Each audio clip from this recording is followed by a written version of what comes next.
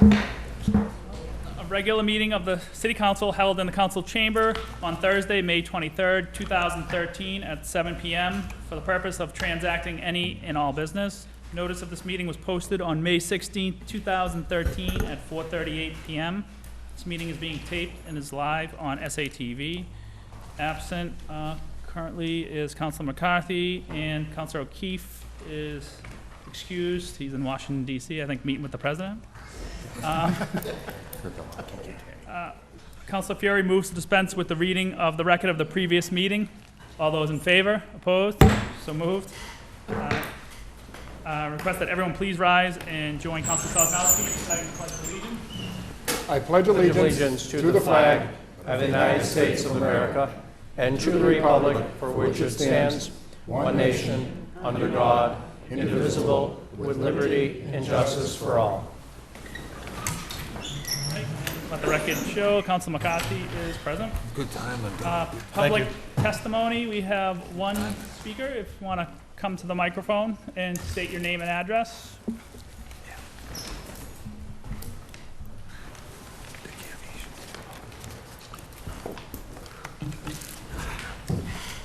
My name is John Avige, and I live on 9-Day Avenue, which is straight off of Linden Street. There's 3 houses on the street, period. I'm here on 3 items.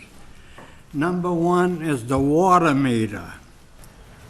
As a good citizen, I was one of the first to have it installed to help the city of Salem. When they installed it, I couldn't read it. So I called the water department up, and the man came back and he said, "You gotta use this flashlight." And he pointed it to the water meter. He couldn't read it. He did it about a half a dozen times. He couldn't do it. Now I can read my gas meter, my electric meter, and daily. So I had no avenue to go to, because the city was sending out letters for everybody to install the new meter, which did away with the water meter man. Well, everything went well. My water bill went up a little, so I assumed my old meter wasn't accurate. But on May 18th, I used my yard hose to do a little work, and then I shut it off. I thought I did. And this was Friday. Sunday morning, my daughter said she heard water running. So I checked everything in the house, and we had it to the outside where I was using it. Now that water ran from Friday to Sunday to 3 o'clock. The house I got a family room in the basement, a bath and toilet in the basement, and I usually undress down there for the evening, and the water meter's there and I could see it. The old water meter had a little red dial that turned when the water was on. I lived there since 1960, and I've caught a few leaks that I fixed because I saw the little thing turning. Anyways, my son went and bought a flashlight, and he said this is what he was told would read the meter. The flashlight cost about $15. But when he went to read my meter, he saw the meter going, but it goes so fast you couldn't read it. The day it was put in, when I filed a complaint with the water department, they send a man up there to explain to me. And he came with the flashlight. He says, "See, I'm going to show you. With the flashlight, you could read it." He tried 6, 7, 8, 9 times. He couldn't read it. He gave up and left. So I would recommend anyone that has the old meter refuse to have the new meter installed. You can read your gas meter, you can read your electric meter, but you can't read your water meter. The city can send you a bill and you don't know if it's right or wrong. That's item 1. Item 2 is recycling. Like I said, I live on Day Avenue, and there's 3 houses. I'm the last one on the street. I put my recycling garbage out on Fridays, if it's a holiday, on Saturdays, at 7 o'clock in the morning. And since 2/11, I've had to call the recycle company at least 6 times. I called the water department. They said they would take care of it, but nothing happened. I got the company's telephone number, and I called them on Friday at 3 o'clock if they don't pick it up. And they tell me, oh, we'll pick it up. So Saturday morning, I call them again, and they, oh, we'll pick it up. They never do. Now, I had to wait until Monday, or Tuesday even, for them to come and pick up my recycling. Now, the last time this happened was May 17th. They did not pick up my recycling. This time it included the garbage. So on that day at 2 o'clock, I called the company up, and they said they would pick it up. I called them back at 4 o'clock, we'll pick it up. They never do. They didn't come until Monday morning to pick up my recycling. So something's got to be done. I followed the counselor on the recycling that they penalize the house owner or landlord, but I haven't heard a word about penalizing the company. I think the company should be penalized if they don't pick up the recycling or the garbage. This last time, like I say, in May, they picked it up. The only time I got good results was when I bypassed my counselor, because he's no use to me. I came to the mayor's office, and they took care of it. This new chief of staff is very,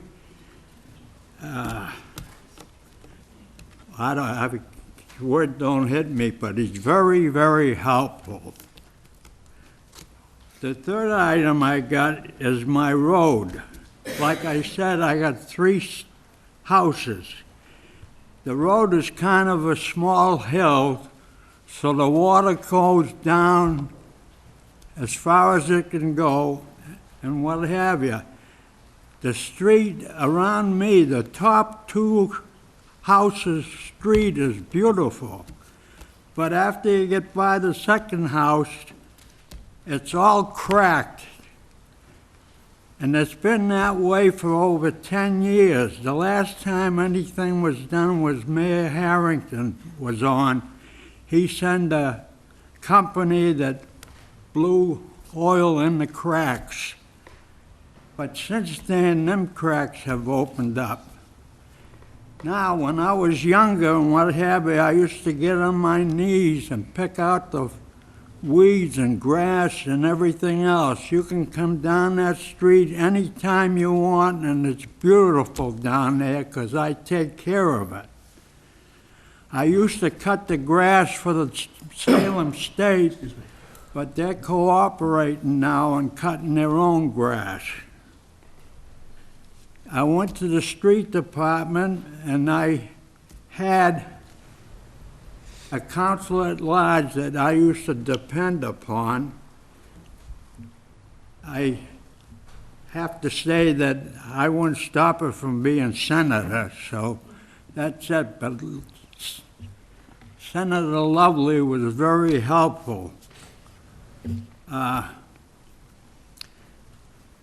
Anyways, I went to the street department in the new building on Washington Street. I finally got, after 3 visits or so, to talk to Nolan, the engineer, and he told me that he would look at the street and pave it.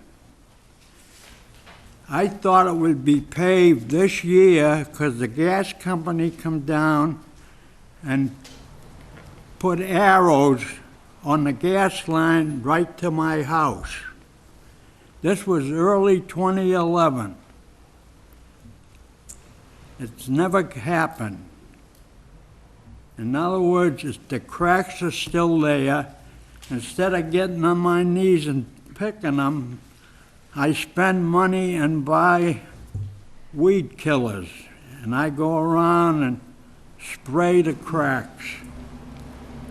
So those are the 3 items I bought before you. But the most important one is I recommend the citizens of Salem not to have the new water meter installed, because if you have a leak, you will not be able to see it. Thank you. Thank you. Councilor Creevy? Thank you, Mr. President. I move to take out of order that we proceed to communications from city officials if there are no objections. Any objections? None being, all right. Let's go to communications from city officials, page 11. We have a planning board decision and recommendation for the Mass General Law, Chapter 121A application of Salem Heights Preservation Associates Limited Partnership and an amended order. Councilor Creevy? Thank you, Mr. President. I move that we accept the recommendation and adopt the amended order. Any discussion? Briefly, Mr. President, we had a previous meeting about the proposals for the Chapter 121A application for Salem Heights. And I've asked to take this out of order because we have the city assessor, Debbie Jackson, who's here this evening. She has to leave early, so I've asked the council to take up this matter to allow her to answer any questions or address the council if anyone has any questions about it. So with that, I'd ask for suspension of the rules if there's no objections, and if anyone else has any questions, or if Ms. Jackson wants to make a statement at this point, she's certainly free to do that. Thank you.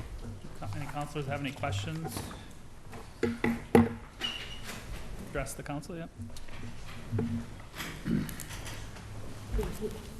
Thank you, Councilor. And we were here a week ago, and we had talked to the council as a whole, and then the planning board met the next night and approved the purpose of the 121A. I think last week we went over the numbers, and I mean, I feel like it's it's presented as a bit of a tax break, but I don't think it really is. I think the the numbers are pretty equal to what Salem Heights would be paying if it was on the tax rolls.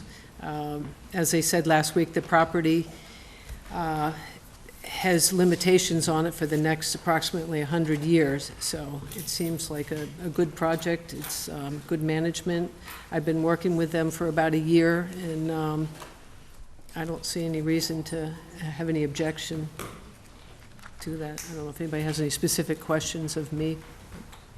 Any councilors have any questions? None being? All right, so move for adoption. All those in favor? Opposed? So moved. Councilor Creevy? Mr. President, I would move that we return to regular portion of the meeting as scheduled. Thank you. All right, hearings, none. Appointments and reappointments. Held from the last meeting, the mayor's appointment of Linda Koffel to the Council on Aging with a term to expire April 25th, 2016. Councilor Perry, can you take this? Councilor Perry? Can you take the, I apologize. can you take the, Oh, yes, please. All right. Councilor Lane? Move for confirmation by roll call vote. Under discussion. Under discussion, please. Linda Koffel has been a resident of the city of Salem for 54 years. She lives in, there you are, she lives in Ward 4. I've known her from the school system. She's been involved many past. I think her last thing was she was the principal of the Bentley School. And I think she'll be great on the Council on Aging, especially with the new building and everything coming. I think that's going to pump a lot of life, and I think she has a lot of energy, and I think it's going to be a good fit for that committee. So I would move for the confirmation. Thank you. Councilor Carr, please. Thank you, Mr. President. I too want to rise and support Mrs. Koppel in this appointment. I think it's a great appointment. Linda has given so much to this city over her years working with the school department. I think it's great that she is still willing to donate some time here and be involved with the Council of Aging, and really excited to have you on board and look forward to working with you. Thanks. Any further discussion? If I may, on a personal note, I go way back to school committee days, my days on the school committee, and having the pleasure of meeting you, Linda. And thank you very much for rising to the occasion for the Council on Aging. It's going to be a 21st century Council on Aging, and we're lucky to have you on board. Thank you. Moved by confirmation by roll call vote. Counselor Turiel? Yes. Counselor Sosnowski? Yes. Counselor Siegel? Yes. Counselor Sargent? Yes. Counselor Prevey? Yes. Counselor McCarthy? Yes. Counselor Legault? Yes. Counselor O'Keefe? Oh, he's absent. Counselor Fury? Yes. Counselor Carr? Yes. Counselor Ryan? Yes.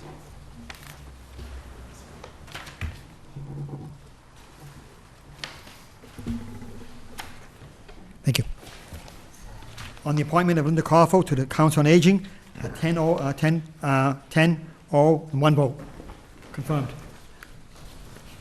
Councilor Ryan, I move for suspension of rules to allow Ms. Koffel to speak if she would like. any objections? Linda, would you care to speak, please?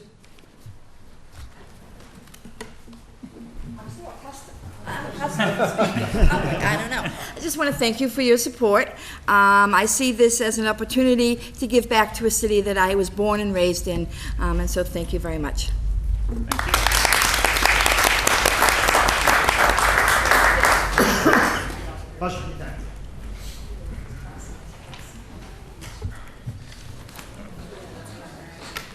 Okay.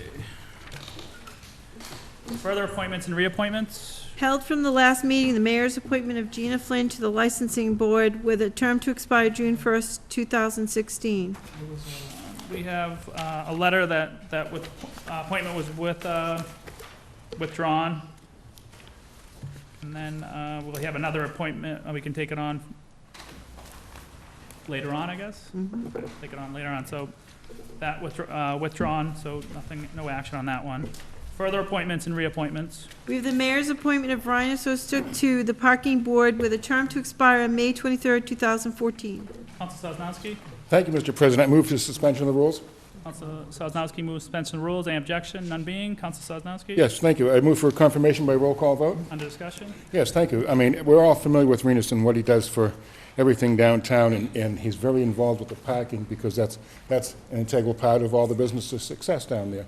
So I would absolutely, without getting very wordy about this, endorse this recommendation and wish him good luck on that board. It's a difficult board.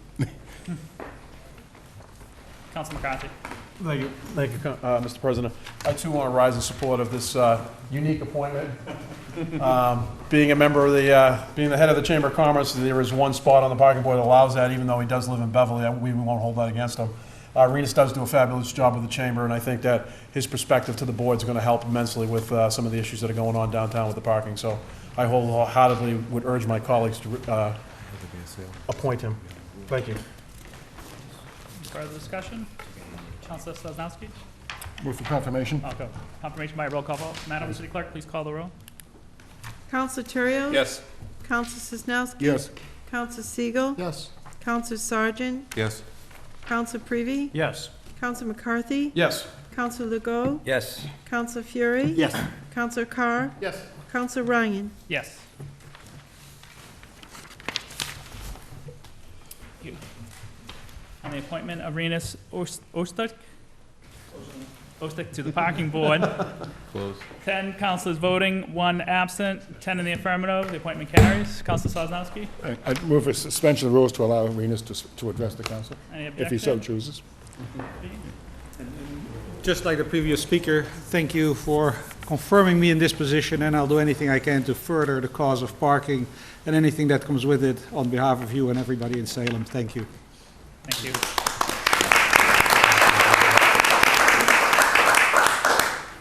Further appointments and reappointments? We have the mayor's reappointment of the following to the Commission on Disabilities with the following terms to expire. David Martell, June 1st, 2016. David Moisen expires June 1st, 2016. Councilor Legault, can you take this? Since I think you're the liaison to the Commission on Disabilities. I am the liaison, yes, Mr. President, thank you. I would like to speak in support of both of these gentlemen. I'd like to move for confirmation by roll call vote and open for discussion, please. Okay, under discussion? Yes, I've known Dave Martell for just about 20 years. I actually worked with him at Atlantic Extrusions back prior to his motorcycle accident back in the late 90s. And I've met Dave Moisen while I was doing volunteer work for the Y at SATV. I was doing exercise programming down there. And they're very steady in attending the meetings and contributing on a regular basis. They do really good work. They're passionate about what they do, and I would move that I would definitely support both nominations. Thank you. Any further discussion? Madam City Clerk, please call the roll. Counselor Terrio? Yes. Counselor Sosnowski? Counselor Siegel? Yes. Counselor Sargent? Yes. Counselor Prevey? Yes. Counselor McCarthy? Yes. Counselor Legault? Yes? Counselor Fury? Yes. Counselor Carr? Yes. Counselor Ryan? Yes.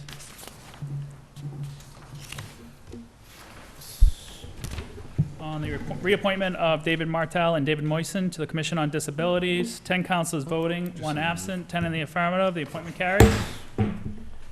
Further appointments and reappointments? We have the mayor's reappointment of Helen Sides to the planning board with a term to expire July 1st, 2018.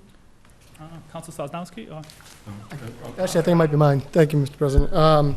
Basically, I move for confirmation, move for roll call vote. Under discussion? Basically, I believe Ms. Sides is already a member of the Salem Planning Board. She's doing a great job on the board, and I just think we should reappoint her for another, 5 years. Any further discussion? Madam City Clerk, please call the roll. Counselor Terrio? Yes. Counselor Sosnowski? Yes. Counselor Siegel? Yes. Counselor Sargent? Yes. Counselor Prevey? Yes. Counselor McCarthy? Yes. Counselor Legault? Yes. Counselor Fury? Yes. Counselor Carr? Yes. Counselor Ryan? Yes.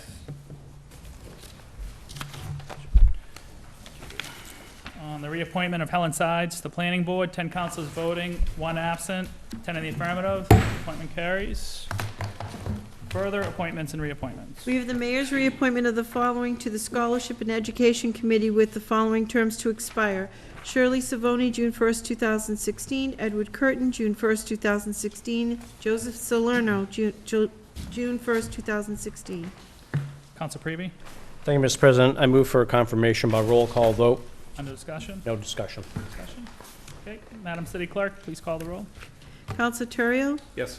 Counselor Sosnowski? Yes. Counselor Siegel? Yes. Counselor Sargent? Yes. Counselor Prevey? Yes. Counselor McCarthy? Yes. Counselor Legault? Yes. Counselor Fury? Yes. Counselor Carr? Yes. Counselor Ryan? Yes. Sorry, thanks. On the reappointment to Scholarship and Education Committee, Shirley Savoni, Edward Curtin, and Joseph Salerno, 10 councilors voting, 1 absent, 10 in the affirmative. Appointments carry. Further appointments and reappointments. We have the mayor's reappointment of James Townsend to serve as a constable with a term to expire April 11, 2016. Council Sosnowski, Thank you, Mr. President. I move this appointment be received and placed on file. all those in favor? Opposed? So moved. Further appointments and reappointments.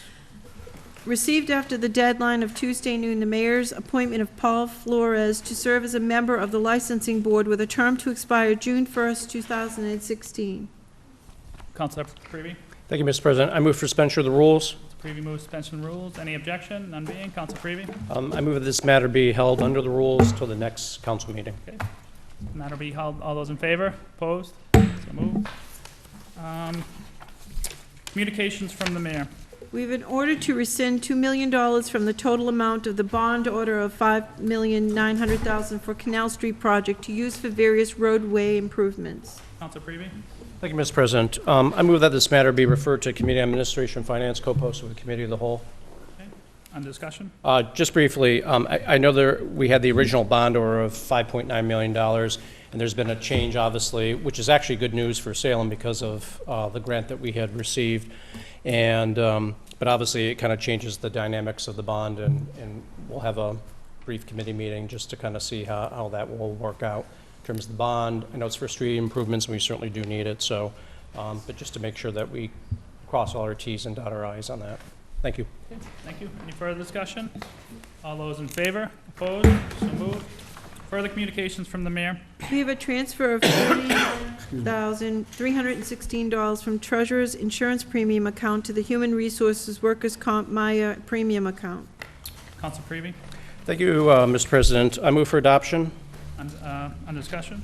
On discussion, we've taken action on this type of proposal before regarding workmen's compensation carrier. So obviously, there's a letter from the Human Resource Director saying that we need obviously this money to make sure that we have sufficient funds to carry out that for the compensation. So I would just ask for approval. I don't necessarily see a need for it to go to committee. Okay. Any further discussion? All those in favor? Opposed? So moved. Further communications from the mayor? We have a transfer of $10,000 from police shift differential account to police medical account. Council Prevey. Thank you, Mr. President. I move for adoption. On discussion? There's a letter that is submitted to the council from both the mayor as well as Chief Tucker, and the monies obviously are needed. And this comes every so often when an officer unfortunately is hurt on the job. We obviously have to pay for the medical issues on this, and also there's a shift differential request going along with this. So I would ask that it be approved unless someone feels that this should go to committee, and at which point we could have the chief in and ask him questions about it. But I know, again, we've done this before, so I think it seems pretty standard.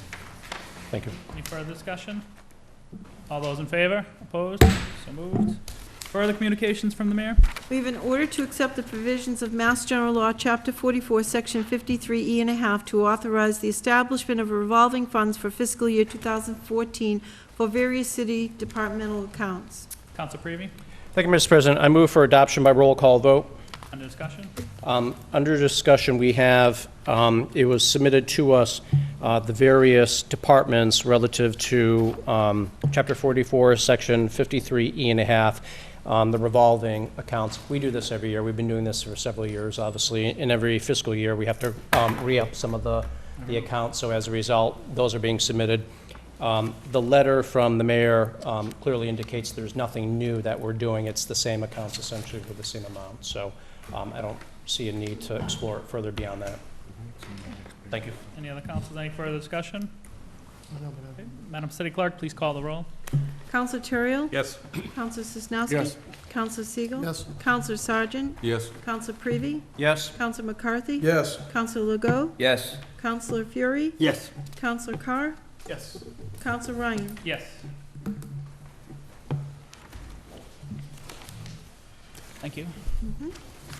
On acceptance of Mass General Law, Chapter 44, Section 53E and a half, for revolving funds for various departments, fiscal year 2014. 10 councilors voting, 1 absent, 10 in the affirmative. Matter carries. Further communications from the mayor. We have an order to accept the provisions of Mass General Law, Chapter 40, Section 13D, to authorize the creation of a retirement stabilization fund for future payment of accrued liabilities for compensated absences. Council Prevey. Thank you, Mr. President. I move for adoption by roll call vote. Under discussion. We have been actually doing this absent the adoption of Mass General Law, the provision that is provided. We've been doing this for a number of years. The mayor and her finance team had put this forward as a proposal for us a few years back, and it seems to make good fiscal sense in terms of always trying to think ahead and plan financially for people's retirement because of us paying out the benefits in terms of their retirement, in terms of their sick leave buyback, those sorts of things. And prior to the implementation of that policy, the administration was really struggling in trying to find a big chunk of cash, essentially, especially if you had a bunch of people that were retiring at the same time. So I think this makes complete sense, and the adoption just kind of memorializes it legally for us to do that. So this is, no change is occurring through this process, aside from us just adopting the Mass General Law. It's something that we've been doing for a while now, and I think we should continue. Thank you. Thank you. Any further discussion? Madam City Clerk, please call the roll. Counselor Turiel? Yes. Counselor Sosnowski? Yes. Counselor Siegel? Yes. Counselor Sargent? Yes. Counselor Prevey? Yes. Counselor McCarthy? Yes. Counselor Legault? Yes. Counselor Fury? Yes. Counselor Carr? Yes. And Counselor Ryan? Yes. Thank you. On acceptance of Mass General Law, Chapter 40, Section 13D, to create a retirement stabilization fund. 10 councilors voting, 1 absent, 10 in the affirmative. The matter carries. Further communications from the mayor. We have the mayor submitting the proposed fiscal year 2014 operating budget. Councilor Prevey. Thank you, Mr. President. I move that this matter be referred to Committee on Administration and Finance, co-posted with Committee of the Whole. Under discussion. On discussion, every counselor has received their finance book essentially for the budget the coming year. I'm not going to speak about it. I've had a chance to look through it very briefly when I picked it up the other day.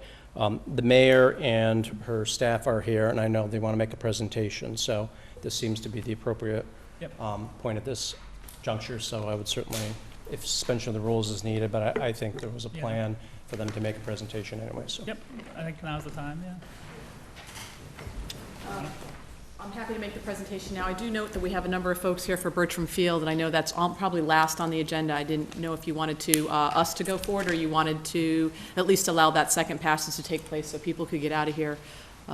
So I'm happy to defer if you wanted to take that out of order in the interest of, they're volunteers and I get paid, so. I'll move. They want to see the hockey. I'll move that. Suspend the rules to get out of order. The second passage of the bond, 1.9 million for Bertram Field. Absolutely. Any objection? All right, it's on page 15.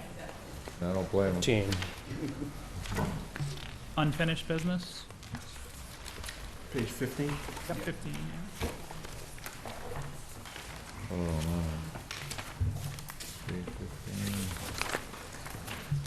Okay, second passage of a bond in the amount of $1,900,000 to pay for Bertram Field renovation project. Councilor Prevey. Thank you, Mr. President. I move for adoption for a second and final passage by roll call vote. Under discussion. No discussion. We certainly have talked about this at length. We've heard from the community about it, people's sentiments behind it. There's been a lot of planning that's has gone on for a long period of time in making sure that this was addressed, and obviously now's the opportunity. So once we do this, they can obviously move forward with the entire project. Thank you. Any further discussion? Okay, Madam City Clerk, please call the roll. Counselor Turiel? Yes. Counselor Sosnowski? Yes. Counselor Siegel? Yes. Counselor Sargent? Yes. Counselor Prevey? Yes. Counselor McCarthy? Yes. Counselor Legault? Yes. Counselor Fury? Yes. Counselor Carr? Yes. Counselor Ryan? Yes.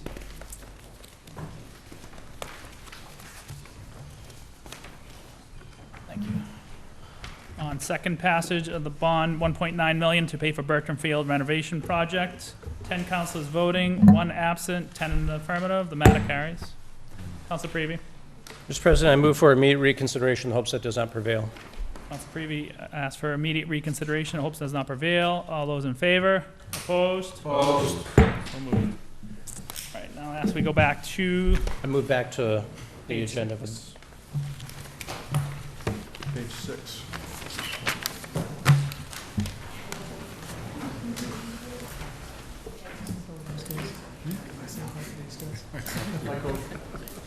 Yeah, I know, right? Nobody wants to listen to the budget overview.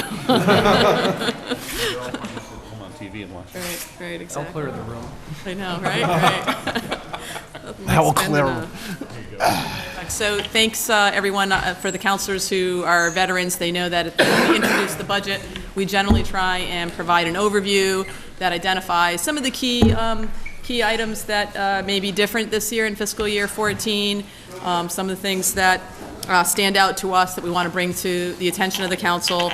And we know that we'll get into the specifics of each department budget during the budget hearing, so this is really meant to be more general, but certainly we're happy to take questions. I really want to thank both Sarah, the new Rich Fiscay, our new finance director, and Nina, who is not here, but the assistant finance director. They put in just a ton of work, really massaging these numbers, working to identify where we might be able to do things differently. And the document that you have before you on your desk, that nice 3-inch thick binder, is really due to their hard work pulling all the information together. As you know, we do follow the GFOA standards. We really pride ourselves on having a budget that's not just a document, but is really a planning tool for us. Our CIP, what are we doing for capital, and how are we thinking about operations, not only in the current fiscal year for 14, but also going forward. So as we tap on to the first slide, just touching base on the capital budget, obviously we've incorporated that into our financial planning. Just as a quick reminder, capital items are things that have a depreciable life of 5 years or more and exceed $25,000. So we really try and take out operational items, those routine expenses we know we're going to have every year if they don't meet that general definition. And that, again, is something that we follow under some GFOA standards.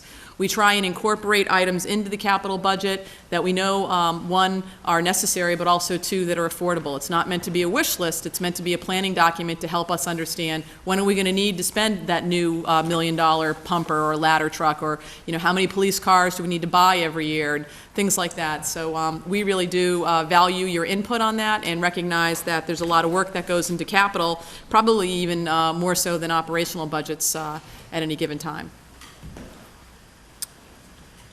The CIP for this year, much like our prior years, has multiple funding sources from both long-term debt to some pay-as-you-go in our capital outlay account.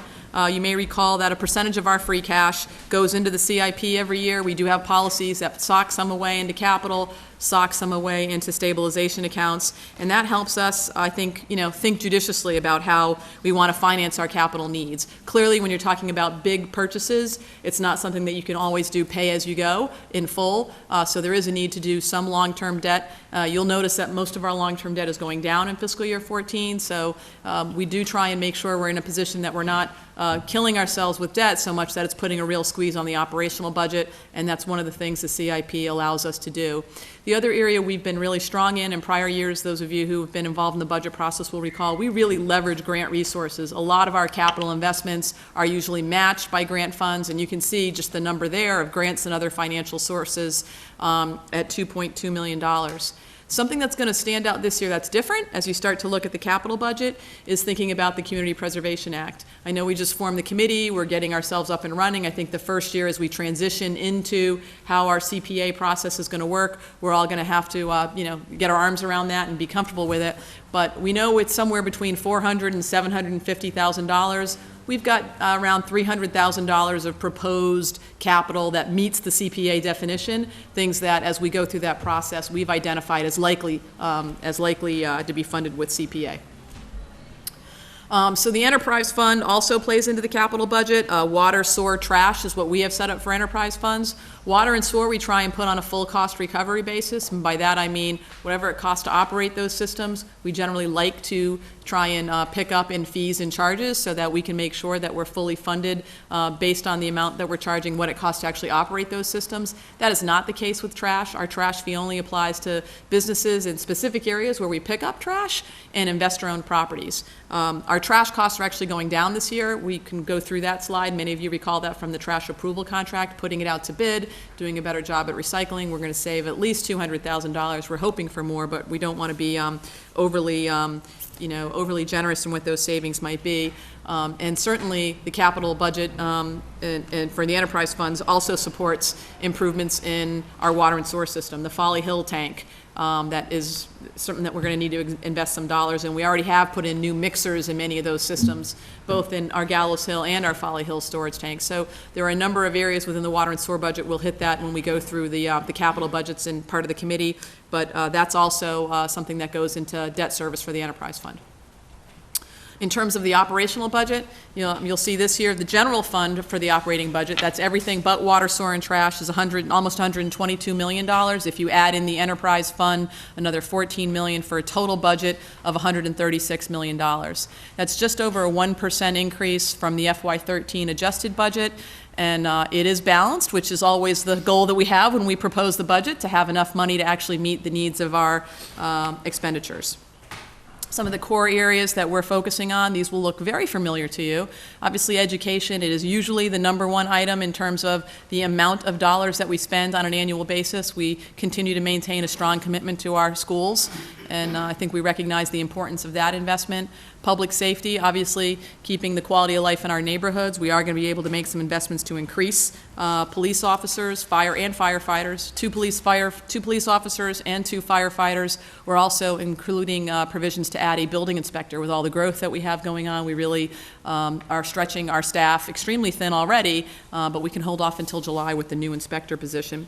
One piece of the puzzle that I think is helpful for fiscal year 14 is that all of our collective bargaining agreements are in place, all except one. I think we're still wrapping up one of our smaller school contracts, but that should be wrapped up, in that we'll have contracts assured through 2014, which means that there's some certainty around budgeting and labor costs. And then obviously we talked about the water and sewer, and a key part of just trying to deal with the aging infrastructure that we have, wrestling with pipes that sometimes have a 1/8 on the time they were put in, and trying to make sure that we're managing how best to maintain those while also being respectful of what those things cost. Revenues. So our biggest revenues always come from the tax levy. That's the amount of money we collect in real estate taxes. Under the law, we're allowed to obviously raise the levy by 2.5% plus any new growth. We have a second category of local receipts and state aid. State aid is generally the next highest. Christian, if you just go to the next slide, I'll cover it in the pie chart. I think it's a little bit easier to see that. So real estate taxes are about 62% of the budget. State aid is really 24% when you throw in the MSBA repayments for schools. Local receipts being 12%, the dollars we bring in here. And the other finance sources are a litany of issues, from things like the witch house and the golf course, smaller in number, but definitely play into the pool of resources we have available. So the revenue picture, I think this is a slide that most of us would be very interested in. The tax levy limit in fiscal year 13 was almost $78 million. If you take the existing law, where you can go 2.5 plus new growth, we'd be looking at a tax levy limit of roughly $80 million. We are going to be well below our levy capacity, which means we are not taxing businesses or residents to the max. We've got about $2.9 million available in excess levy capacity. I should also point out, the growth is still an estimate. As you know, we don't set the tax rate until the fall. That's when new growth will actually be certified. But based on projections that we've seen over last year, and really we try to look at 3-year averages, our new growth estimate of $600,000 is, should be very achievable. So, we're one of, I think, the few communities who have excess levy capacity of this magnitude. That certainly is good for taxpayers. It's also, in some ways, a security blanket. While we're not tapping it in any one particular year, and once you don't tap it, it's gone. It's not as though that $2.9 million will be there forever. But if there was some sort of catastrophe, we do have stabilization accounts. We always want to plan for that. But if there was a need to raise revenues quickly, it does mean taxing people more, but there's an opportunity to do so should that need arise. We're not feeling like we're strangled on our budget, and we're also taxing people to the max, and there isn't any place else to go. So I think that's really a sign of how judicious we've been over the last nearly decade in trying to manage money well and manage our finances well. We always haven't had enough, but what we have had, we've managed well. Just a little bit more of a breakdown on what those actual receipts look like. As you can see, $200,000 roughly in projected local receipt increase. The pilot payment's down, but that's really just a function of some of the work we just did here with the 121As. The revenue's still coming in, it's just coming in a different bucket. Parking fees are an interesting story in that the fees are only up slightly, just new meters and sensors, but the fines, so far we've seen, due to the higher meter costs, I should say the higher fine cost, a little bit more of an increase in that. That's still an untold story because we're still we don't have a full year of new meters, we don't have a full year of the new parking program in place, and it is offset by revenues. So while some of these numbers are up, it is offset by cost. We know that we've built in cost to pay for new meters and take on some of the expenses tied to improving some of the parking in Salem. Local receipts, just touching upon again the parking study, we mentioned it briefly. We have had sharp reductions in rates in some of the garages, but we've also installed the new smart meters. We've installed the new kiosks in the Church Street lot, much easier to use. If you've been over to that Church Street or Almies lot, you'll notice that. And we continue to try and really keep a close eye on the parking study and what these impacts are based on the new parking regulations we put in place roughly 6 months ago now. Next one. The footprint agreement, I think the other part of the revenue update is still a good story for us, and that footprint is paying the current $4.75 million. We expect that to continue through fiscal year 14. We do have, thanks to really the good work of Representative Keenan, at the time Senator Berry, a hold harmless agreement in place for at least through fiscal year 19 that we know will continue to collect that minimum $4.75 million, which is great news for us that we're not shedding resources from footprint, even though that plant is going to close at the end of next fiscal year.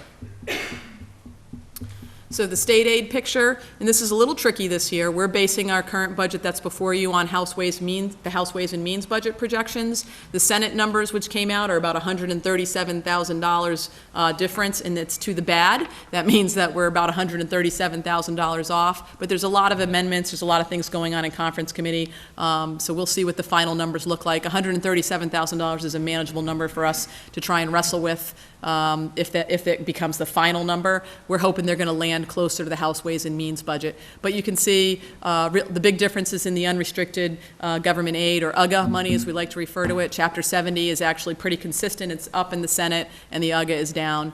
It's certainly both up from prior fiscal year.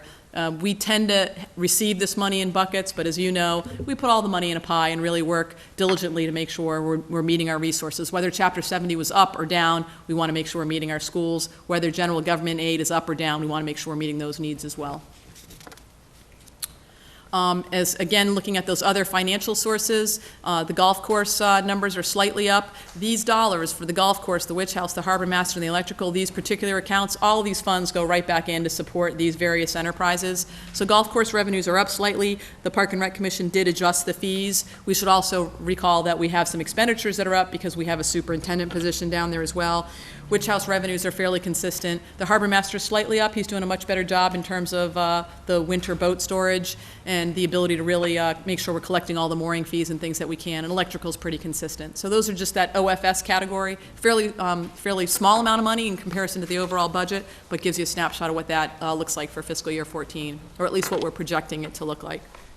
In terms of enterprise funds, we are looking at water and sewer, sewer going down, water going up slightly, and trash going down, which is the good news with respect to the trash contract going out to bid. We are proposing a water and sewer rate increase for next fiscal year. We're also proposing to combine the water and sewer rate accounts. Many of you may recall we have in the past looked at water and sewer rates, water and sewer funds separately, meaning we're not allowed to commingle those funds. The Department of Revenue recently allowed communities to put those dollars together, which really makes a lot of sense. It doesn't help us to have a little more money in water and a little less in sewer, or vice versa. We treat those departments integrally. When you have the budgets, you'll see how they relate to each other. We bill based on water meter rates that go in, so they really are functions that are commingled. Now we'll be able to put the revenues together, which allow us to moderate those expenditures. Whether you have an emergency water break or a sewer break, it has to be dealt with. So it's helpful to be able to put those resources together. While water and sewer rate is going up, and we'll talk a little bit more about that, we're proposing a one-year rate increase. The trash fees are going down. We made a commitment as we save money on trash, we'd pass those savings along to folks who are paying for that, and that's going to be helpful to us. One of the reasons you may be looking at that chart and saying, wow, well, sewer is going down, why are the rates going up? Over the course of the last 18 months, we actually subsidized some of the rates with tax revenues. We weren't sure where the rates were going to land because we had about a third of the new meters installed. So we sunk about $300,000 in to try and keep those rates lower. The revenues really are coming in pretty consistently, but we can't afford to keep subsidizing the rates. And that's why you're going to see we're proposing a 5% increase for 1 year. let me go through that in a little bit more detail. So generally speaking, we try and provide, some of you who have been on the council may recall, a 3-year rate structure for water and sewer. It helps us plan in terms of what projects we can do. I think it helps residents and business owners plans and about what their impacts may be. And again, these rates are based on what's it cost us to operate the system. You know, if we need a big expenditure to fix Folly Hill tank, or what's it going to cost to reline pipes on Canal Street, it's really based on an aging infrastructure, what it costs to maintain it, and trying to operate as efficiently as we can, but knowing we do need to make some investments. Because of the power plant currently uses well over 100,000 gallons a day in water. I mean, they are big water users. They're going to be shutting down at the end of this fiscal year, and at some point if there's a new gas plant and it comes online, the usage of the water is significantly lower than that. That's sort of good news and bad news. The good news is they're going to use a heck of a lot less water, which means our assessment from the Beverly-Salem Water Supply Board should go down. We're currently like 54% of the water usage between Beverly and Salem. We expect that percentage will decrease, which means our assessment will decrease. So it won't cost as much. The bad news is the power plant pays a commercial rate. So they pay anywhere from 2.5 times as a large water user. For every cubic yard or cubic gallon of water that they use, they pay a higher price than I might pay for my home, or you might pay for your home. So taking their revenue out could certainly have a negative impact on what everybody else pays, because they pay such a higher rate. We need to do some rate modeling. We need to understand that a little bit more. We're going to take some time to get a better handle on modeling out what it will look like when you pull $100,000 gallons a day out of the system at a commercial rate. And as we do that, that's why we're only proposing for a 1-year rate structure at this point. So what's the effect of the 5%? A 5% increase in both water and sewer totals about $64 a year for the average household. And that the typical household is based on water usage. And when we compare that to our surrounding communities, we're still, on average, about $90 less than most folks. Keeping in mind that places like Peabody and I think Lynn both don't operate with enterprise accounts, which means they use city dollars to subsidize water and sewer. They don't really have, those aren't on a pay-for-usage type system. It still is fairly less. It's never easy. I hate proposing water and sewer rate increases. I know you probably hate voting on them. But I know that we can't just allow the systems that we have to fall into disrepair. They do need to be maintained, and I know that it's never, ever cheap when we start doing things below the ground. I'll give you one example. Right now, the transmission line, we have 3 transmission lines that come in from Wenham Lake to deliver water. They're the large lines. The one that runs under the Beverly-Salem commuter rail track, it had a leak in it. If you may recall, 3 years ago, one of the valves was leaking. It had to be replaced. It has another leak, not in the same location, in another place. We've identified it. We understand what the fix is. We're planning along the tides when to make that. It's about a $120,000 estimate to fix one valve leak on that particular line. Now, that's a big line. It's a big pipe. But we've run into these circumstances before. Some of you may recall 2 years ago we had like 2 or 3 breaks in a row on Highland Avenue.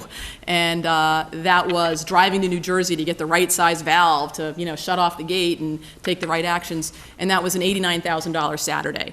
So these things are expensive. We try to avoid those large emergency repairs by doing maintenance. Over the course of the last 2 years, we've relined a lot of the pipes on Rantoul Street in Beverly, but there are pipes bringing the water out from Wenham Lake. I like to think that helps us avoid breaks in those areas when we're reinvesting in it. And we do have a plan to do pieces of that every year. The Folly Hill tank and the Gallows Hill tank both need some repair work to them. That is not inconsequential, and that is definitely driving some of these costs as well. So just some examples of where those go. And we certainly have some other ones.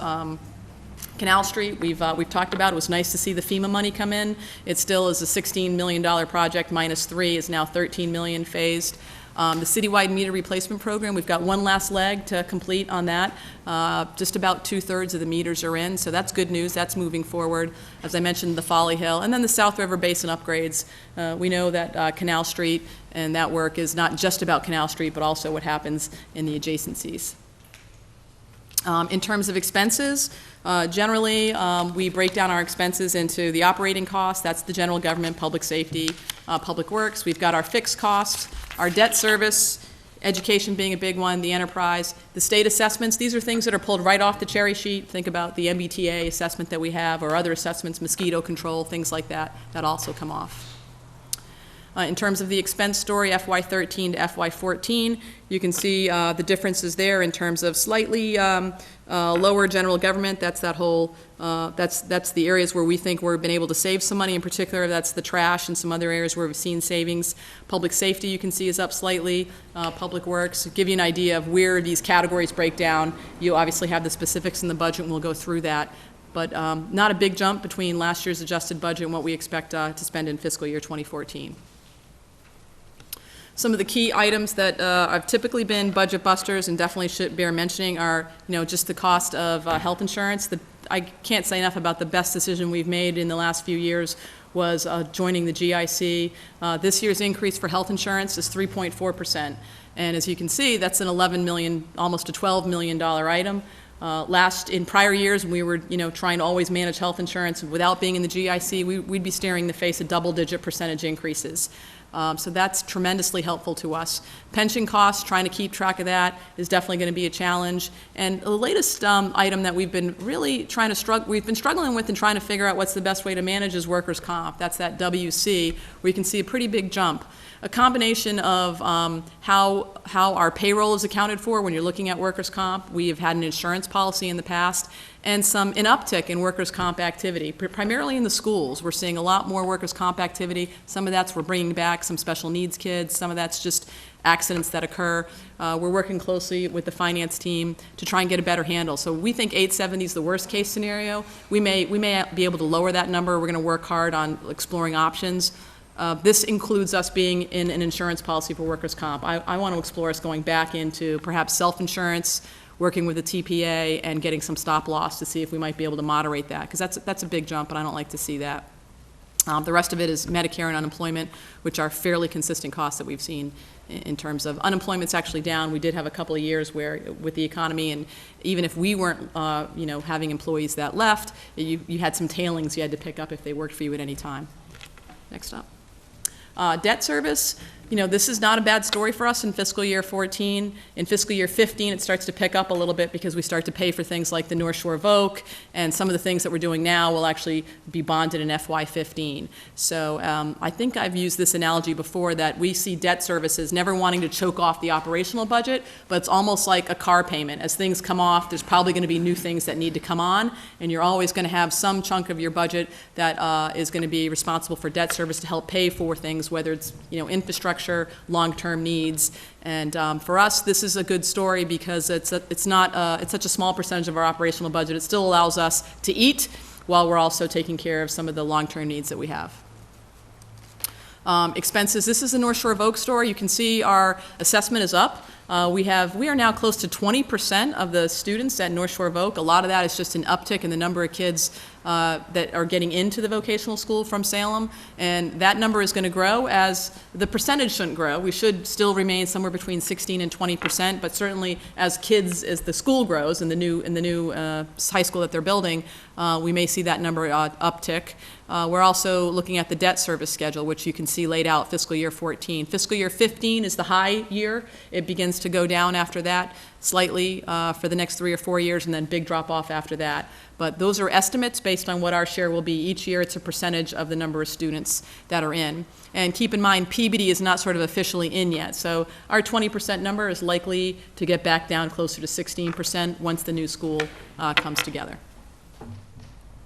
Education, Salem Public Schools. So our public schools consist of, obviously, all of the buildings that we maintain within the district. We also have the charter school. That's the Salem Community Charter School, our dropout prevention program and ability to bring students back who have dropped out. Their budget is up slightly to reflect the fact that they're growing in terms of their student population. And as you can see, we're still trying to maintain our strong commitment to education as well within the 9 schools that operate within the district, too. Enterprise funds, again, the decrease here is primarily due to the trash contract and our ability to renegotiate that. For us, good news. And SOAR is actually, the assessment from SESD is down slightly as well, and we can go through that detail during the departmental budget meeting. The state aid assessments, pretty consistent story in terms of what we saw last year. Our MBTA assessment, a slight increase there. The charter school, we have seen an uptick in school choice, and that number is always based on the prior year, where folks were in October. We'll continue to monitor that enrollment, but pretty consistent in terms of what we'd expect between fiscal year 13 and 14. Other expenses. So this year, unlike last year, we had a bit of a snow and ice deficit. We wish we had last year's winter. We will have to incorporate that into our levy. So that we start out when we're looking at fiscal year 14, needing to make sure we include that $700,000 on the top. It is in there. Our overlay account, we decreased that slightly. That's the account that pays for abatements, whether it's abatements that we provide to the elderly, to veterans, to the blind, or the senior tax work-off program. And then anybody else who feels like their tax bill is off who may request an abatement. We always want to make sure we have adequate resources to cover that. And then the cherry sheet offset, that's the offset from the state for items that come right off the cherry sheet. Other things to consider, so footprint, and certainly making sure long-term we have a stable plan there. We're good through fiscal year 19. That is definitely better than the annual agreements we've had to labor with, and we have an opportunity, I think, to perform more, to collect more than $4.75 million, depending on what happens on that site.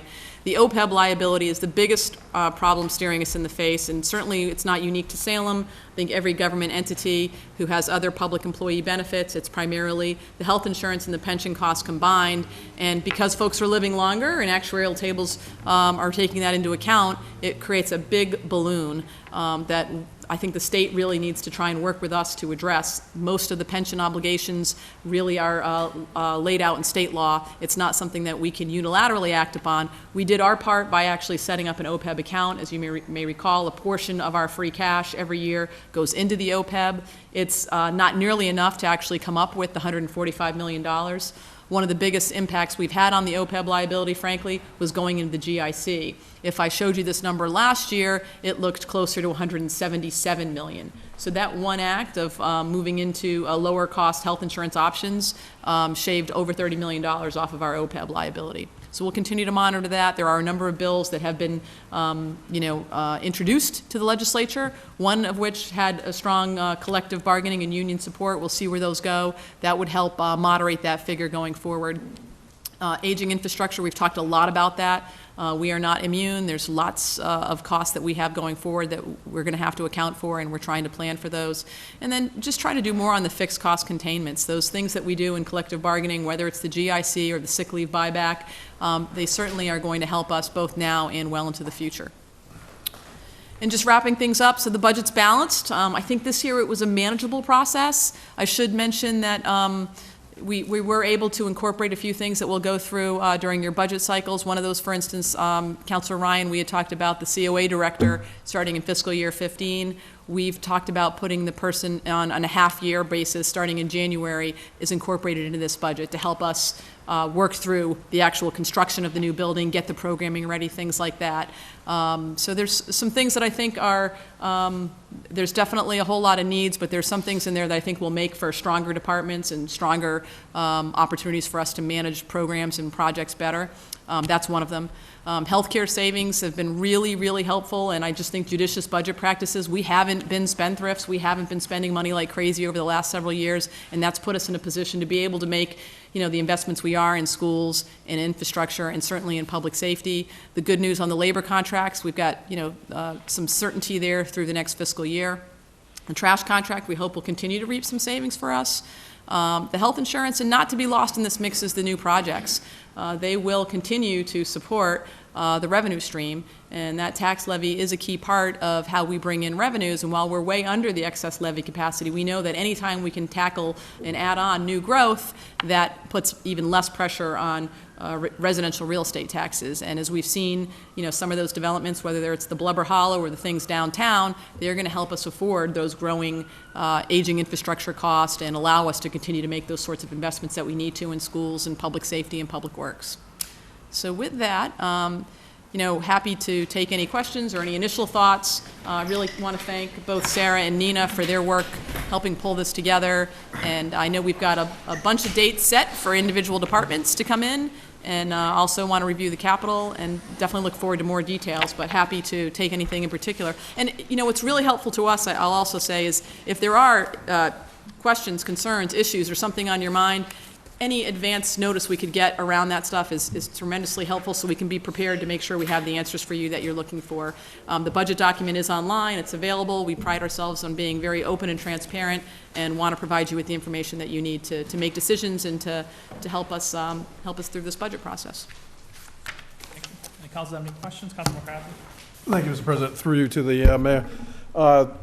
Obviously, the combining of the water and sewer and the power plant going offline, is there going to be an opportunity maybe to enter into some sort of agreement with the power plant short term that they could pay into some sort of program so we don't get hit with that missing revenue from that? I mean, obviously, when you look at the infrastructure repairs that we are ongoing and the costs associated with those, having that big chunk of water, especially at the commercial rate, I think that as they come offline, some sort of negotiation with them to pick up some of that slack might help.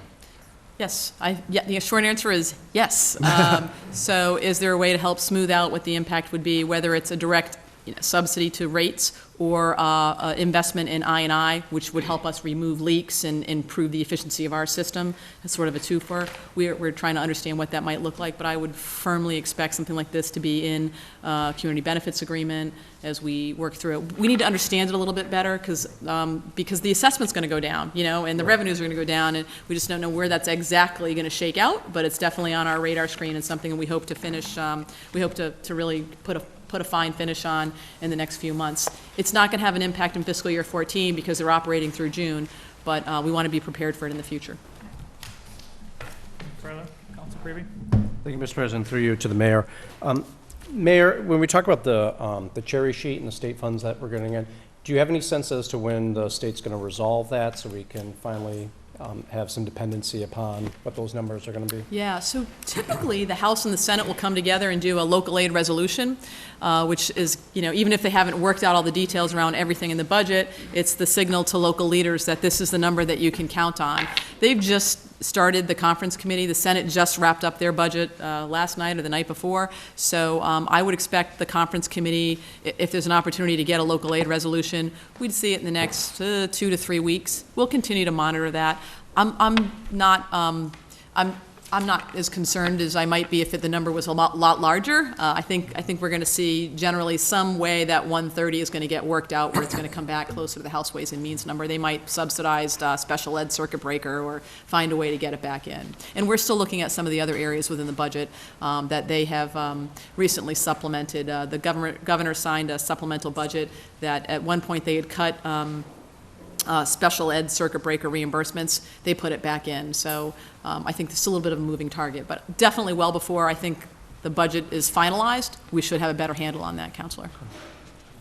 Yeah, another question, Mayor. In terms of the contracts, when you talked about the sick leave buyback, I know we had discussed in some of the contracts, but I'm not sure about all of them, in terms of removing that going forward for new employees. Is that something that exists in all the contracts that have been renegotiated, or just a few of them? Yep, all of the contracts that have been settled have language that essentially say we no longer have sick leave buyback at the end of your retirement in Salem, where we're paying you for days you may have accumulated over your 30 years. We have some folks who are grandfathered, obviously, who currently exist, but any new employees hired. We've also done some buyouts so that you can buy out your days now at a reduced rate. So there might be some costs that you'll see. You'll notice it when you're in the HR budget, I think is where we have it. Some additional costs for folks who may want to take advantage of sick leave buyout, and new employees can certainly, if you haven't used more than 50% of your sick leave, can buy back 2 days at a capped rate.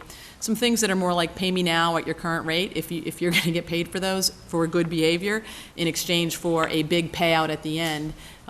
When you've accumulated them over a 30-year career, we're paying you at the highest amount. So I think it's these were all things that existed in contracts, so really had to be negotiated out. I give credit to the unions for recognizing it wasn't a system that was affordable, and it was also one of those things that I think really stands out to people who see that. I view sick leave as an insurance policy. Thankfully, if you don't need to use it, it means you weren't sick. And when you have this benefit written in, it can be really difficult for taxpayers to swallow. So we're pleased with the language. I think it'll be good for us more long term as we see folks retiring without spending we've spent, geez, I think $1.5 million on sick leave buyout over the last 3 years. And that's something that is, that's just unaffordable going forward.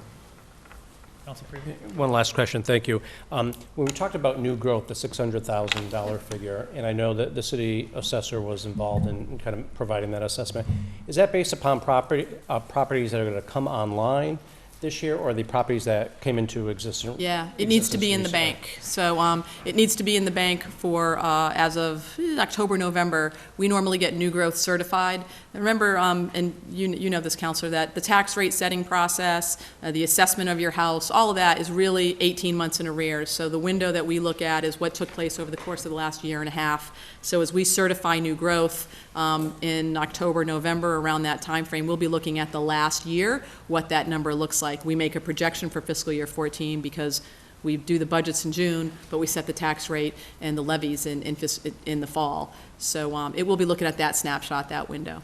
All right, thank you. Thank you, Mr. President. Council Torriello. Thank you, Mr. President.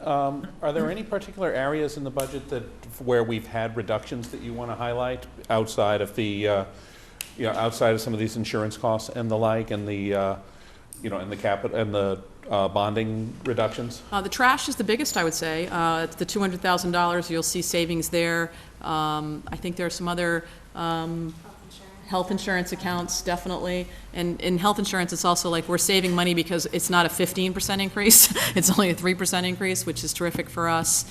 And for the most part, it's fairly moderate. I went through any of the bigger budget items that you might see. I think it's allowed us to be in a position to add capacity where we felt we really needed some. And police was one of those areas. I think the chief would prefer to have 4 or 5 new positions, but we worked through, said, look, we think we can get to 2. We did file what's called a COPS grant, a federal program, to see if we might be able to pick up a couple more. But we're glad to be able to put 2 in. And we try to stagger them as well. Both police and fire aren't starting all the new positions right in July. One's January, so we've got half the cost built in. And we need to be thinking about that for fiscal year 15 when we'll have the full cost built in. Those would be the primary areas that stand out in my mind. I'm not missing anything there, right? Yeah. Further comments? Okay, thank you. Okay, great. Look forward to the budget hearings. Appreciate your time. All right. Further communication, we already moved. Did we vote on moving that? I think I better do it just in case again. Move to refer the Committee on Administration and Finance, co-posed with the Committee of the Whole, the 2014 operating budget. All those in favor? Opposed? So moved. Further communications from the mayor. We have an order to approve the adoption of Mass General Law, Chapter 44, Section 53F and a half, to allow for the combining of water and sewer enterprise funds for fiscal year 2014. Council Preview. Thank you, Mr. President. I move this matter be referred to Committee on Administration and Finance, co-posted with Committee of the Whole, and maybe that's something that we can take up with the budget since it's part of the presentation. Okay. Any discussion? No discussion. All those in favor? Opposed? Moved. Further communications from the mayor. We have an ordinance amending Chapter 36, Section 36-6 and Section 36-8 relative to solid waste management collection fees. Councilor Sosnowski. Thank you, Mr. President. I move for adoption for first passage. Under discussion? No discussion. We pretty much debated this one out at length. Okay. Any further discussion? All those in favor? Opposed? So moved. Further communications from the mayor. We have an ordinance amending Chapter 46, Section 230 sewer charges effective July 1st, 2013. Councilor Sosnowski. Thank you, Mr. President. Again, I move for adoption for first passage. Any discussion? Only if the council wishes. No discussion? All those in favor? Opposed? So moved. Further communications from the mayor.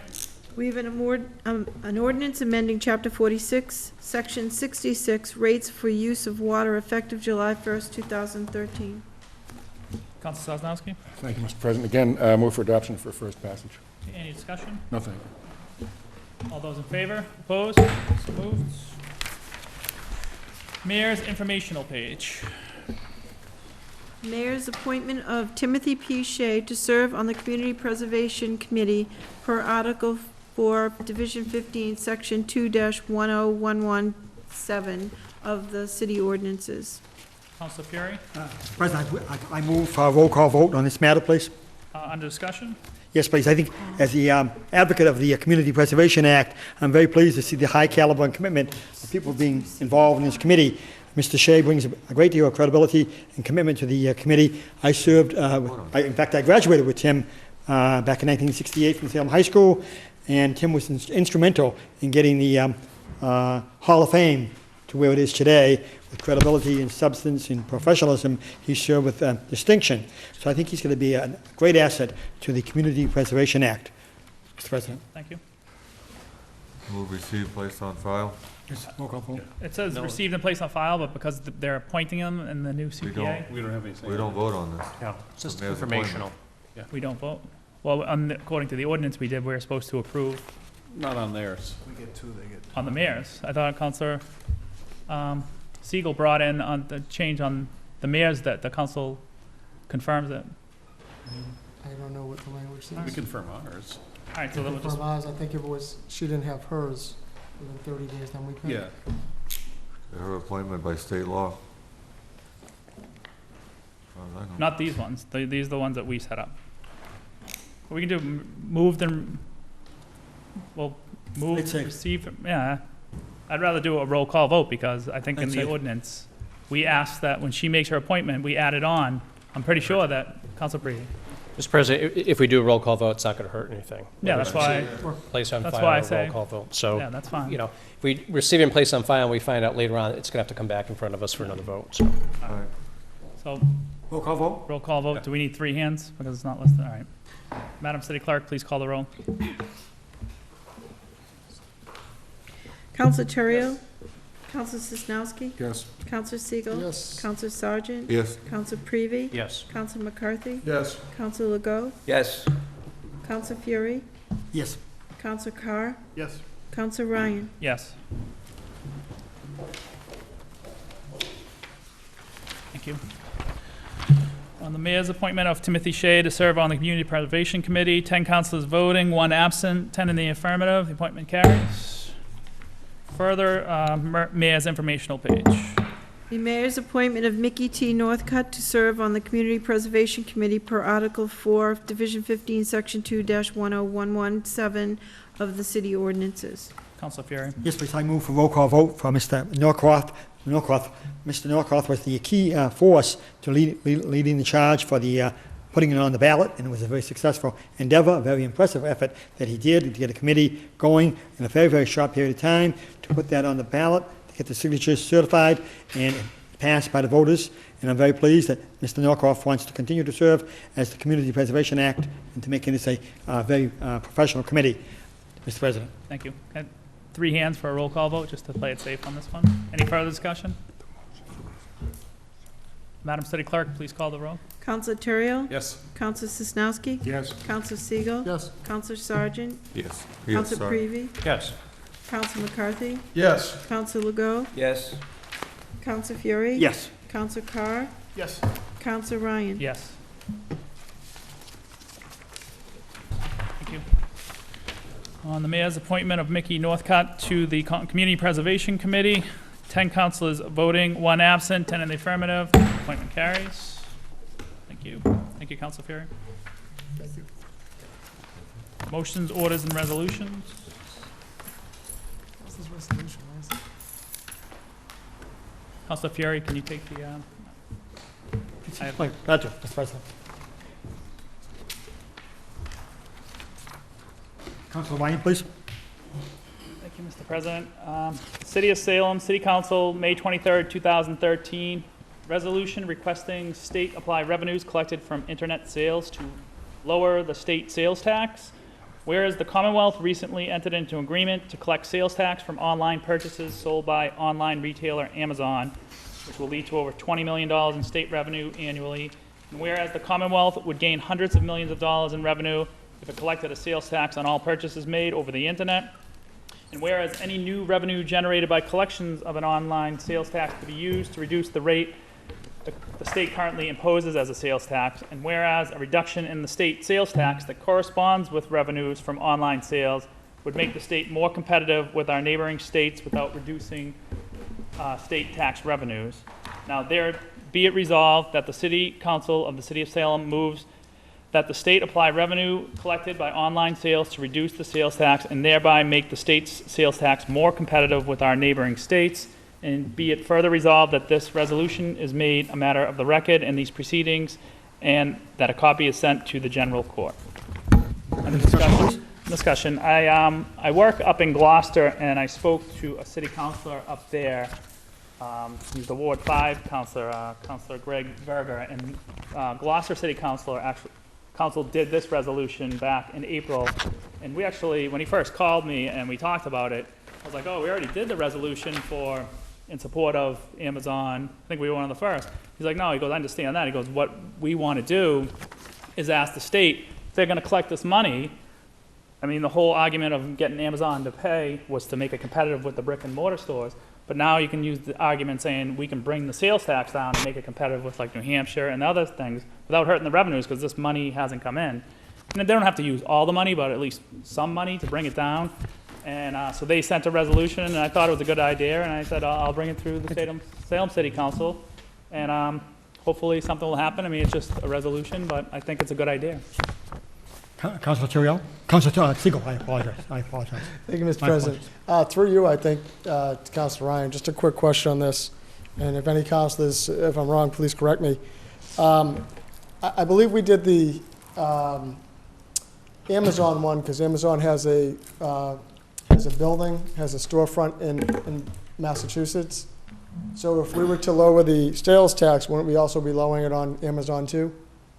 Just correct. Councilor But there's Lang, additional revenue that's going to be coming in anyway. So I mean, okay, but basically so your goal is to just tax everyone on the internet and whatever comes in, the companies that are based in Massachusetts or have sales in Massachusetts would probably, if our sales tax is reduced, would get some type of kickback or something? I mean, I understand ours would be. Everyone's going to be reduced. Right. And on top of the Amazon, I think the federal government's actually looking at tax all, not just the Amazon anymore with that Right. Supreme Court ruling, but that's being looked at again too. Okay. And how do we compare to other states? I mean, I know regular taxes, people run up to New Hampshire all the time. It's going to be something else where local residents are just going to, send it to their cousins, their aunts, their uncles, and just go get it. Especially high-priced items. Well, right now it's 6.25%. If they get it back to where it was before, 5%. I mean, that's a start. I mean, Okay. any less a tax, I mean, it's not. There's revenue's not being spent right now. So before they've already decided to spend the money, try to at least let them know that we'd want them to bring it down to make it more competitive. Okay, thank you. Councilor Lyon, what is your request with this resolution? Should it go to a committee? What's your? No, that we pass it and then submit a copy to Senator Lovely and our Representative John Keenan, so that they know how we feel. Councilor Cribbett? Thank you, Mr. President. I certainly support this, and I appreciate Councilor Ryan for having the conversation with our colleague up in Gloucester about this, because I remember when this issue came in front of us in terms of us doing a resolution to urging the state to impose a requirement for online companies to pay a sales tax because they were exempt from that. And I was opposed to it just because it was another opportunity for government to try to, again, tax folks. And one of the things about doing online shopping, when people were exempt from that, it was something that encouraged, obviously, people to shop online. But again, there was a downside to it, which was it affected businesses that obviously were in competition with online businesses. I think doing something like this, where we now have a situation of taxing online purchases, there has to be some benefit, and I think the benefit that would be proposed would be to reduce the sales tax overall. So much like the benefit was supposed to be by using tax for online purchases, if we get a benefit out of it, let's spread the benefit around to all businesses throughout Massachusetts. And as Councilor Ryan said, we now can be a little bit more competitive with other states. And that's something I think which is important. You have to look at the overall picture.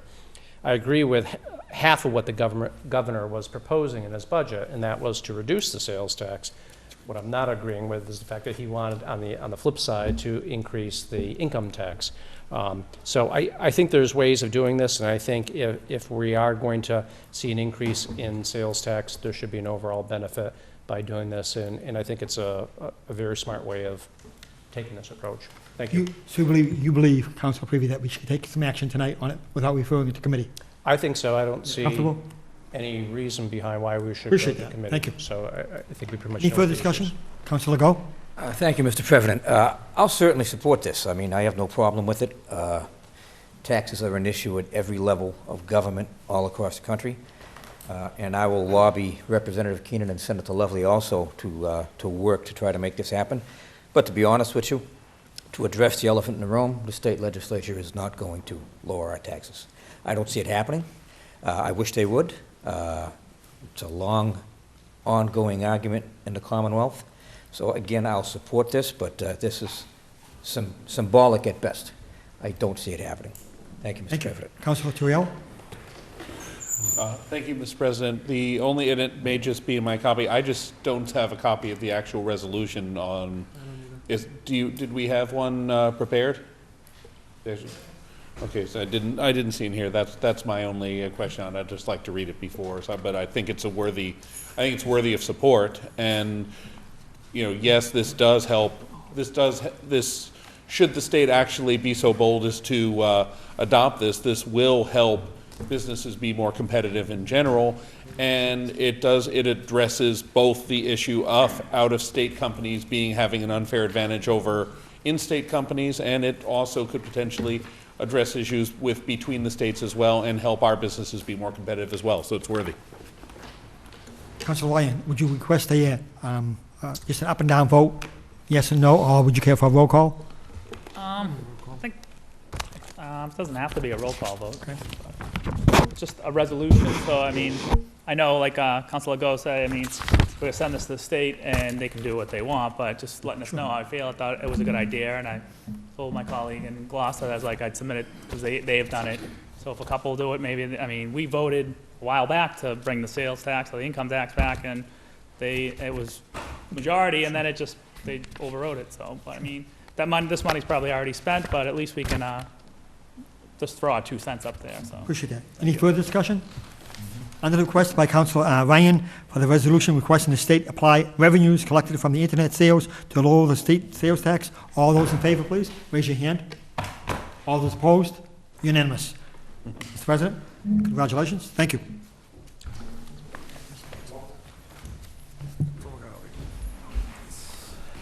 Further motions, orders, and resolutions. Councilor McCarthy? Thank you, Mr. President. The City of Salem in the year 2013, an ordinance to amend an ordinance relative to traffic, Chapter 42, Section 50B, handicap zones limited time, be it ordained by the City Council of the City of Salem as follows. Section 1, Dow Street across from 40 Dow Street on the odd side of the street, starting at a point 20 feet east of Park Street and continuing east for 20 feet. Handicap parking tow zone. Section 2, this ordinance shall take effect as provided by city charter. Under discussion. Thank you, Mr. President. A resident on Dow Street had requested this, and I sent over all the pertinent information to Lieutenant Brzezinski, and he did his due diligence on it and went out and spoke to them, and they came to this solution. So I shall submit it for approval. All right. Any other councils have any discussion? All those in favor? Opposed? So moved. Further motions, orders, and resolutions. Councilor McCarthy.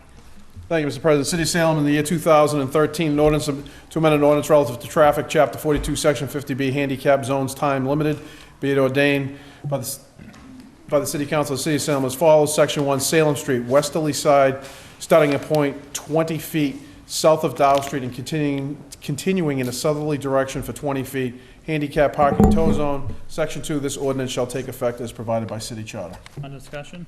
Thank you, Mr. President. Once again, a resident had requested this, and as stated previously, I sent over all the paperwork to Lieutenant Brzezinski, and with the help of the clerk and Lieutenant Brzezinski, they finalized this and came up with the language, and so it asked for approval. All those in favor? Opposed? So moved. Further motions, orders, and resolutions. Councilor Sargent. Thank you, Mr. President. City of Salem election order. Order in the name of the Commonwealth. You are hereby required to notify and warn the inhabitants of Salem who are qualified to vote in the special election to vote the polling places designated hereinafter on Tuesday, June 25, the year 2013. for the purpose of casting their votes in special state election primary for the candidates for the following office, Senator in Congress for the Commonwealth. And be it further ordered that the following places be and hereby are designated as polling places for said meetings. Ward 1, Precinct 1 and Precinct 2, Bentley School and Memorial Drive.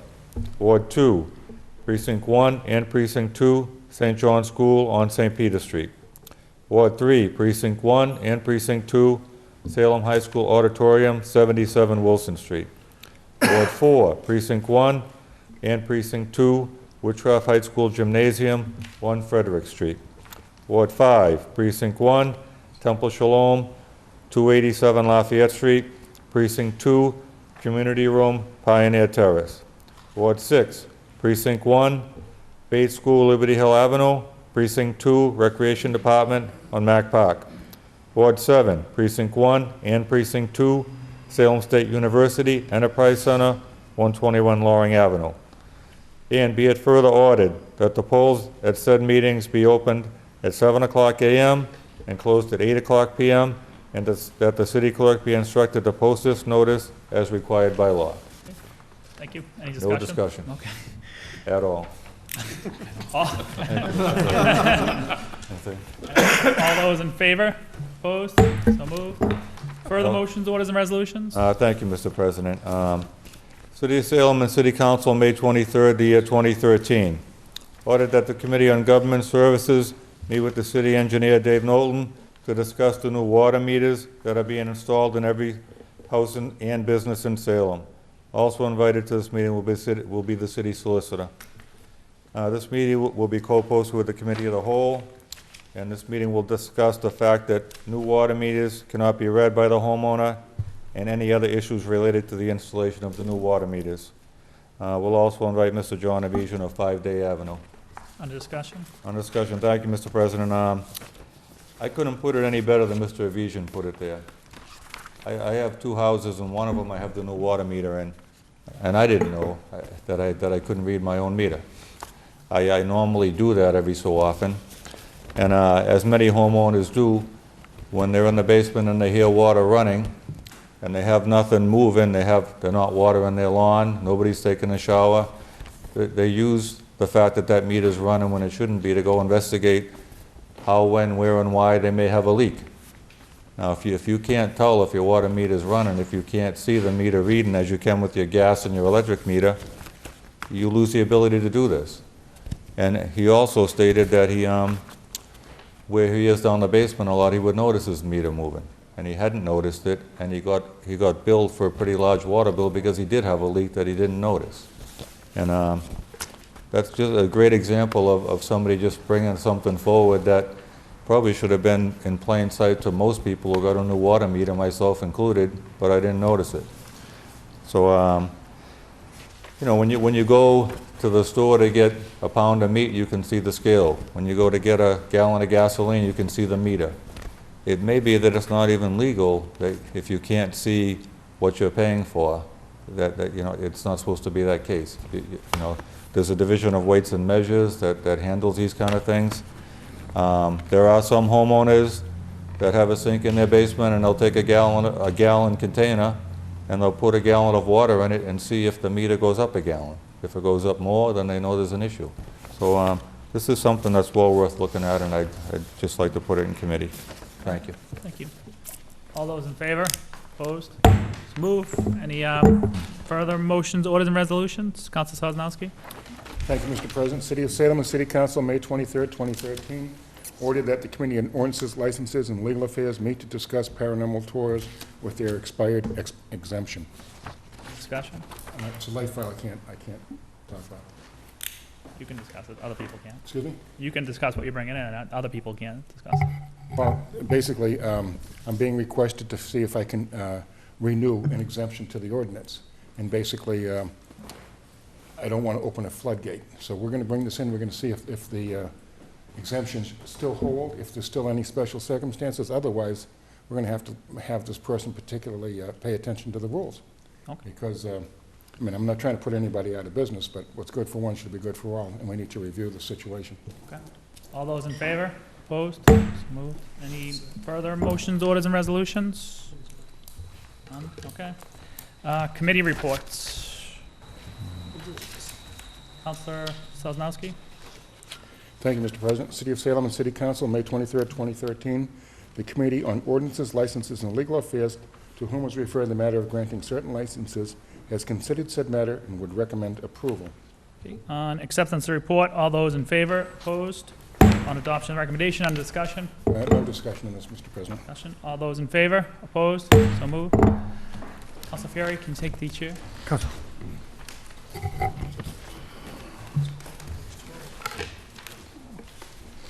Councilor Wayne, please.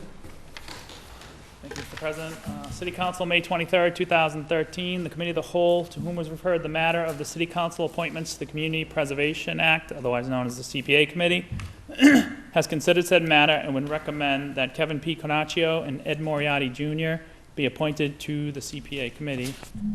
On discussion? On discussion, on Tuesday night, we had a meeting. We had 15 applicants that we got, some from ward councilors. Most came in through the mayor's office, the website.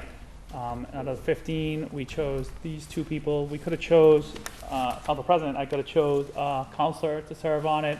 I thought better off that it's better to have residents represent on the board because it's going to come back to the council anyway. We have final say on all the funding that goes.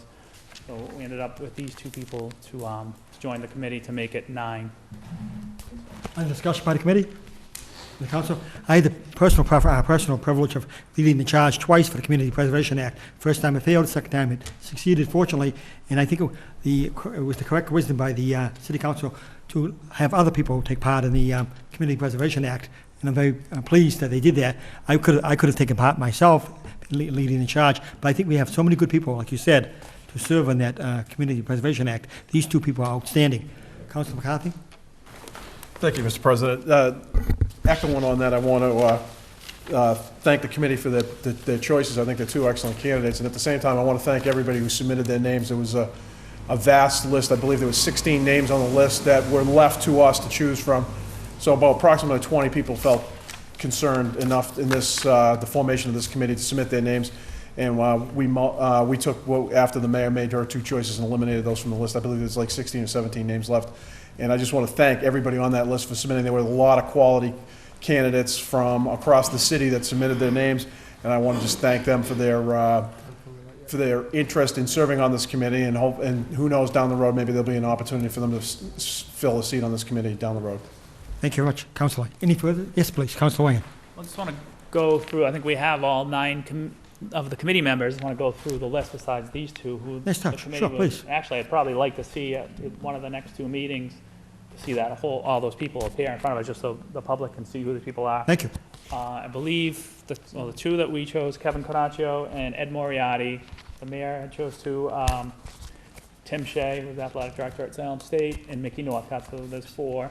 And then the 5 boards, I want to say the Conservation Commission was Bart Hoskins, Park and Rec is Leslie Tuttle, Planning is Helen Sides, Housing Authority is John Boris, and Bart Hoskins.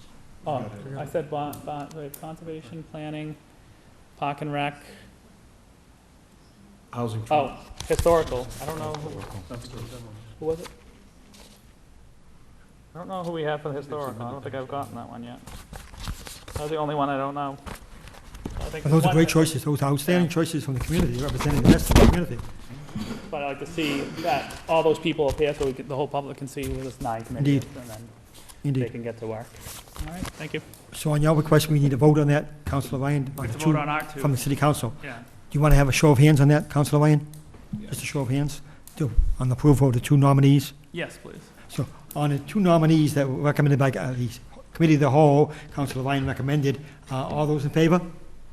All those opposed? Unanimous. Thank you, Mr. Thank you, Councilor Ryan.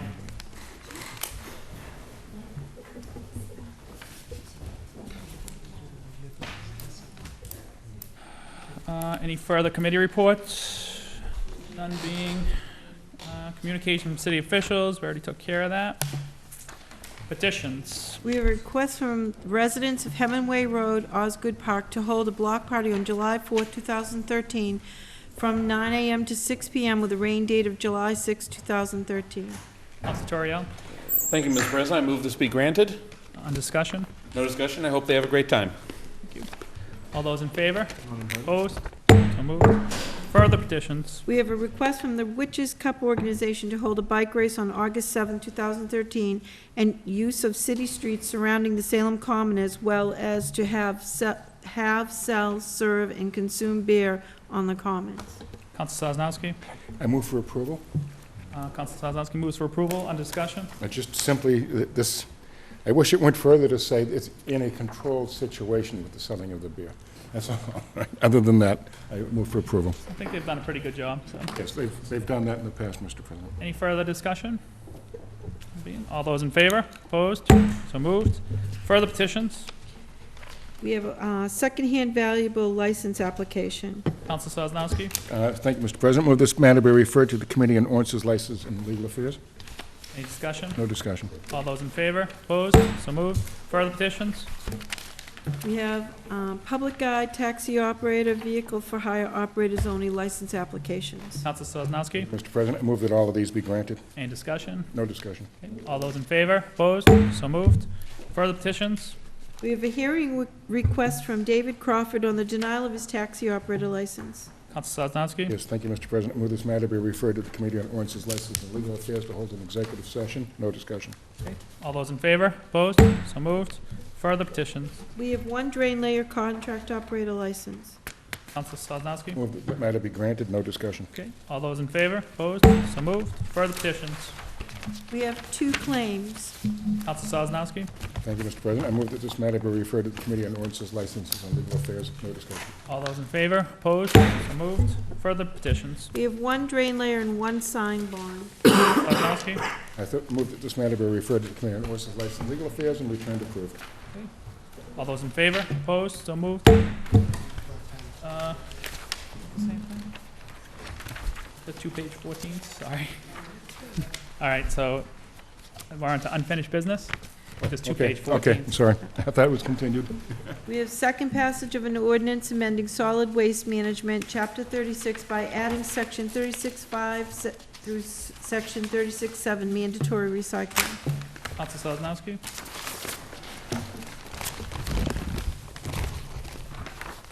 I had to catch up with you, Mr. President. Sorry about All that. I move for adoption for second and final passage. Any discussion? I'm still having a problem with this, even though I thoroughly, I can't tell you how much I endorse recycling. I have a problem with forcing it and having an emphasis on the fine structure. And I know it has to be done, but I personally will be voting against this. But I have to move for second and final passage right now, though. Okay. Any further discussion? All right. All those in favor? Opposed? Opposed. One opposed. Council Sosnowski. Opposed. Two. Council Sergeant. Also opposed. Two opposed. That carries. Further unfinished business. A second passage of an ordinance amending traffic, Chapter 42, Section 50B, handicap parking tow zone, Geneva Street. Council Toriel. Thank you, Mr. President. I move for second and final passage. Any discussion? No discussion. Okay. All those in favor? Opposed? So moved. Further unfinished business. We have second passage of an ordinance amending traffic, Chapter 42, Section 50B, handicap parking tow zone, Summit Avenue. Council Toriel. Thank you, Mr. President. I move for second and final passage. Any discussion? No discussion. All those in favor? Opposed? So moved. Since Council O'Keefe's not here, Council McCarthy. Move for adjournment. Move for adjournment. All those in favor? Opposed? So moved. Thank you. Thank you for coming. I suppose I should take my budget book home. Oh, thank you.